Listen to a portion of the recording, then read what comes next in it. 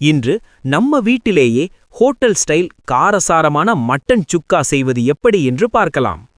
முதலில் மிளகு, சீரகம், பெருஞ்சீரகம், கொத்தமல்லி விதை, காய்ந்த மிளகாய் எல்லாம் நன்றாக வறுத்து மணம் வரும் வரை பொடியாக அரைத்துக் கொள்ளுங்கள். இதுதான் சுக்காவின் ரகசிய மசாலா.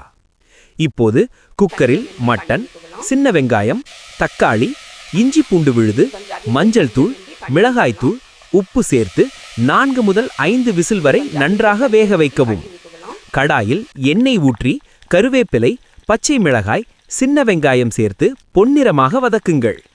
வேக வைத்த மட்டனை அதன் சாறுடன் சேர்த்து மிதமான சூட்டில் கிளறிக்கொண்டே இருங்கள்.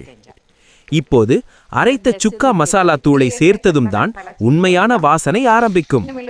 தண்ணீர் முழுவதும் வற்றும் வரை மெதுவாக வறுக்க வேண்டும். எண்ணெய் பிரிய ஆரம்பித்தால் சரியான சுக்கா ரெடி. இறுதியாக மிளகுத்தூள், தேங்காய் துருவல், கொத்தமல்லி தூவி இறக்குங்கள். சூடான பரோட்டா அல்லது சாதத்துடன் இந்த காரசாரமான தமிழ்நாடு ஸ்டைல் மட்டன் சுக்கா சாப்பிட்டா மறக்க முடியாத சுவை.